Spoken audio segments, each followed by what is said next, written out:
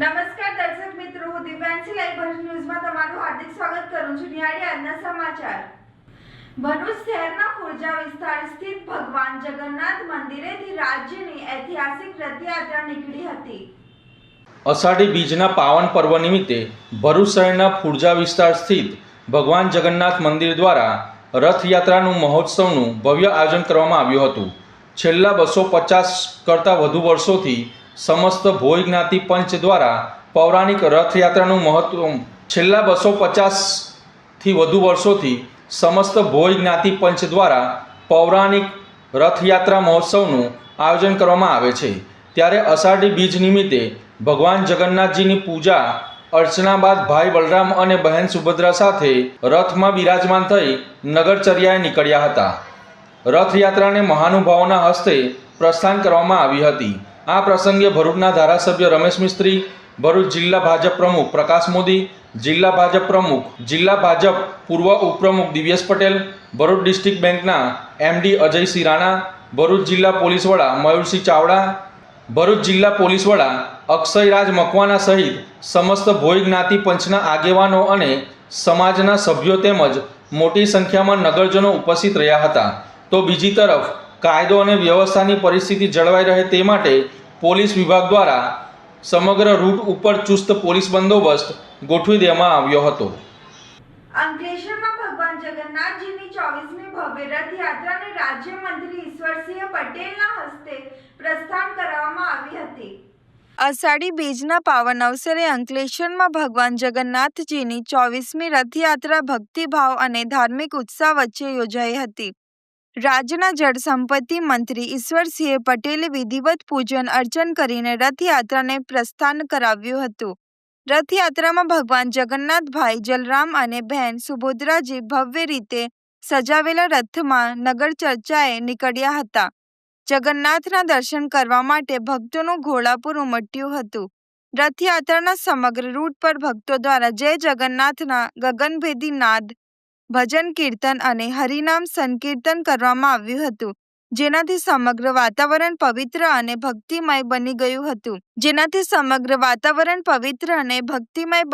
હતું। સમગ્ર યાત્રા માર્ગ પર મોટી સંખ્યામાં ભાવિક ભક્તો ઉમટી પડ્યા હતા અને ભગવાનના દર્શનનો લાભ લીધું હતું।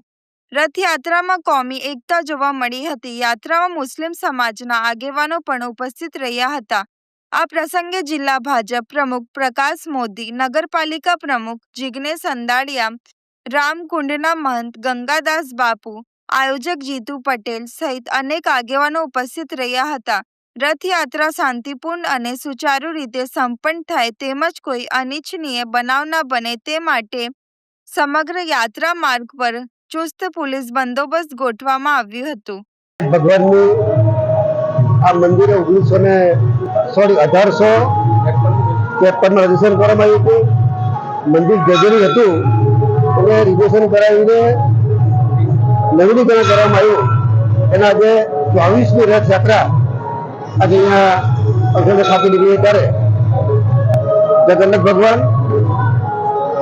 વીરભદ્ર અને સુભદ્રા આ ભાઈ બહેન દ્વારા સમગ્ર વિસ્તારની અંદર આ રથયાત્રા નીકળી સમગ્ર જીવ સૃષ્ટિનું કલ્યાણ થાય એ માટે કરે જગન્નાથ ભગવાનને પ્રાર્થના કરીએ તમારા સમગ્ર જીવ સૃષ્ટિ કલ્યાણ થાય એવી વિનંતી પ્રાર્થના। અંકલેશ્વર જીઆઈડીસીમાં ઇસ્કોન દ્વારા માનવ મંદિરથી ભગવાન જગન્નાથજીની ભવ્ય રથયાત્રા નીકળી હતી। અષાઢી બીજના પાવન અવસરે અંકલેશ્વર ઇસ્કોન દ્વારા ભગવાન જગન્નાથજીની રથયાત્રાનું આયોજન કરવામાં આવ્યું હતું। જીઆઈડીસીમાં આવેલ માનવ મંદિર ખાતેથી ગાર્ડન સિટીમાં આવેલ શ્રી રાધા ગોપીનાથજી મંદિર સુધી ભગવાન જગન્નાથજીની રથયાત્રાનું ભવ્ય આયોજન કરાયું હતું।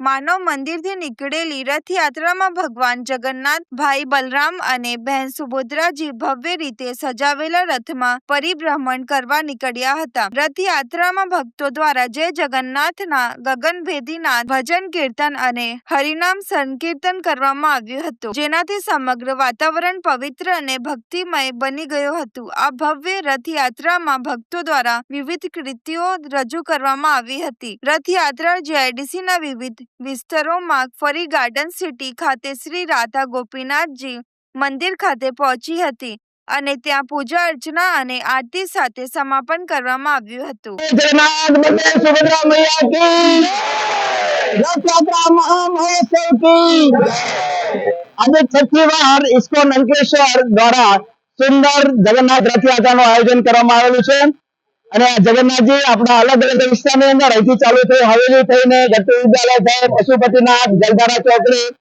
ગોલ્ડન પોઈન્ટ અને ત્યાં થઈને નિયમ ચોકડી જઈને આપણા ઇસ્કોન મંદિર સુધી પહોંચે. ત્યાં બધા ભક્તો માટે સુંદર પ્રસાદનું આયોજન છે. એ ઉપરાંત જ્યાં રથયાત્રા ચાલે છે ત્યાં દરેક જગ્યાએ અલગ અલગ ઝાંખીની રજૂઆત થશે, જ્યાં શિવજી પાર્વતી અને અનેક આપણા ગૌર મિતાઈ રાધા કૃષ્ણ અનેક ઝાંખી જોવા મળશે અને રસ્તા ઉપર અનેક જગ્યાએ પ્રસાદનું બી સુંદર તરીકે વિતરણ કરવામાં આવશે. તો સभी ભક્તો પ્રસાદનું આસ્વાદન પણ કરે, કીર્તનનું આસ્વાદન બી કરે અને સ્પેશિયલ અમારી એક સુરતની ટીમ બી આવેલી છે જે આબેહૂબ ને અદ્ભુત કીર્તન દ્વારા બધાને નચાવશે. તો ખૂબ ખૂબ ધન્યવાદ. બધા રથયાત્રામાં જોઈન થજો, પ્રસાદનું આસ્વાદન કરજો અને કીર્તન કરજો. જય જગન્નાથ, જય સુભદ્રા, ભક્તો કે રક્ષણા સુદર્શન કી. જય જગન્નાથના ગગનભેદી જયઘોષ વચ્ચે ભરૂચની આશ્રય સોસાયટીમાં ભવ્ય રથયાત્રામાં મોટી સંખ્યામાં ભક્તો ઉમટ્યા હતા. ભરૂચની આશ્રય સોસાયટીમાં ભગવાન જગન્નાથની ભવ્ય રથયાત્રા ભક્તિ અને શ્રદ્ધાભાવ સાથે યોજાઈ હતી. સુંદર રીતે શણગારવામાં આવેલ રથમાં ભગવાન જગન્નાથ, ભાઈ બલભદ્ર અને બહેન સુભદ્રાજીની મૂર્તિઓ બિરાજમાન કરવામાં આવી હતી. જય જગન્નાથના ગગનભેદી જયઘોષ સાથે રથયાત્રા સોસાયટીના વિવિધ માર્ગો પરથી પસાર થઈ હતી. રથયાત્રા દરમિયાન ભક્તોએ ભજન, કીર્તન, નૃત્ય અને ભગવાનના નામના સકીર્તન સાથે સમગ્ર વાતાવરણને ભક્તિમય બનાવી દીધું હતું. રથયાત્રાના માર્ગ પર અનેક સ્થળોએ ભક્તો દ્વારા ભગવાનના દર્શન કરી પુષ્પવર્ષા કરવામાં આવી હતી, જ્યારે આયોજકો દ્વારા પ્રસાદનું વિતરણ કરવામાં આવ્યું હતું. આ પ્રસંગે મહિલાઓ, યુવાનો, વડીલો તેમજ બાળકો મોટી સંખ્યામાં હાજરી આપી ભગવાન જગન્નાથજીના આશીર્વાદ પ્રાપ્ત કર્યા હતા. સમગ્ર કાર્યક્રમ શાંતિપૂર્ણ અને ધાર્મિક ઉત્સાહ સાથે સંપન્ન થયો હતો. નમસ્કાર ભરૂચની જનતાને સૌને જય જગન્નાથ. આજે રથયાત્રાના પાવન પર્વ પર આપણે સૌ આપણા કાર્યકર્તાઓ ભરૂચવાસીઓને આપણે રથયાત્રાની શુભકામનાઓ. આપણે જગન્નાથ મંદિર આશરે આપણે 1 વાગે રથયાત્રાનું આપણે સ્ટાર્ટ કરીશું અને અપનાગર થઈ સવન ચોકડી થઈ શક્તિનાથ આપણે પૂર્ણ સેમ રૂટથી આપણે રિટર્ન થઈશું. સાંજે મહાપ્રસાદીનું આયોજન કરેલ છે અને સાથે સાથે મોસાળ આપણે 9 દિવસ જે રિચ્યુઅલ હોય છે આરતી અને પ્રસાદનું પણ આયોજન કરેલ છે. તમામ એડમિનિસ્ટ્રેશન, નગરપાલિકા, આપણે ફાયર સેફટી, પોલીસ, મીડિયાકર્મી તમામને અમારો ખૂબ ખૂબ આભાર અને ખૂબ ખૂબ શુભેચ્છાઓ. દર વખતની જેમ અમારી સાથ રહે છે. ખૂબ ખૂબ આભાર. જય જગન્નાથ. આજે ભગવાન જગન્નાથની યાત્રા ખૂબ જ ભક્તિમય વાતાવરણમાં, આનંદ અને ઉત્સાહના વાતાવરણમાં નીકળી રહી છે. સમગ્ર દેશભરમાં આપણી પ્રતિષ્ઠિત પુરીની જગન્નાથ યાત્રા સાથે ગુજરાતની અમદાવાદની જગન્નાથ યાત્રાની સાથે સાથે ભરૂચમાં પણ અનેક સ્થાનો ઉપર આ પ્રકારે ભગવાન શ્રી કૃષ્ણ, ભાઈ બલરામ, બેન સુભદ્રા એક સાથે આજે નગરચર્યાએ નીકળી રહ્યા છે. ત્યારે ભક્તિના વાતાવરણમાં હજારો લોકોની હાજરીમાં ભગવાન જ્યારે આજે ભક્તોને મળવા નીકળી રહ્યા છે, ત્યારે આપણે તમામ ભક્તો વતી, ભરૂચના તમામ નાગરિક ભાઈઓ બહેનો વતી પ્રાર્થના કરીએ ભગવાનને કે એમની કૃપા હંમેશા આપણા ભરૂચ ઉપર વરસતી રહે અને તમામના જીવનમાં સુખ, શાંતિ અને સમૃદ્ધિ આપે એવી ભગવાન જગન્નાથને આપણે પ્રાર્થના કરીએ છીએ. જય જગન્નાથ. આમોદમાં લાંબા વિરામ બાદ મેઘરાજાની ગાજવીજ સાથે શરૂઆત થતા જનજીવન ખોરવાયું હતું. લાંબા વિરામ બાદ આખરે મેઘરાજાએ આમોદ પંથકમાં ધમાકેદાર વાપસી કરતા દિવસ દરમિયાન ગાજવીજ સાથે સારો વરસાદ વરસ્યો હતો. વરસાદ શરૂઆત થતાં જ આમોદનું મુખ્ય બજાર, જાહેર માર્ગો તેમજ અનેક નીચાણવાળા વિસ્તારોમાં પાણી ભરાઈ જતા ઠેર ઠેર પાણી જ પાણીના દ્રશ્યો સર્જાયા હતા. વરસાદના પગલે ખેતરોમાં પણ પાણીની સારી આવક થતાં ખેડૂતોમાં ખુશીનું મોજું ફરી વળ્યું છે. છેલ્લા કેટલાક દિવસોથી વરસાદની રાહ જોઈ રહેલા ખેડૂતો માટે આ વરસાદ આશીર્વાદ સમાન સાબિત થયો છે, જેના કારણે પાકને નવું જીવન મળવાની આશા મજબૂત બની છે. મેઘરાજાની મહેરથી સમગ્ર પંથકમાં વાતાવરણ ખુશનુમા બની ગયું છે. ગરમી અને ઉકળાટથી ત્રસ્ત લોકોને પણ મોટી રાહત મળી છે અને ઠંડક પ્રસરી જતાં ચોમાસાનો અસલી રંગ ફરી જોવા મળ્યો છે. એક તરફ વરસાદે ખેડૂતોના ચહેરા પર ખુશી લાવી છે તો બીજી તરફ અનેક વિસ્તારોમાં પાણી ભરાવાની સમસ્યા પણ સામે આવી છે. હવે જો આગામી દિવસોમાં પણ આવો સંતુલિત વરસાદ વરસતો રહેશે તો કૃષિ માટે અત્યંત લાભદાયી સ્થિતિ સર્જાશે અને સમગ્ર પંથકમાં હરિયાળી છવાઈ જશે.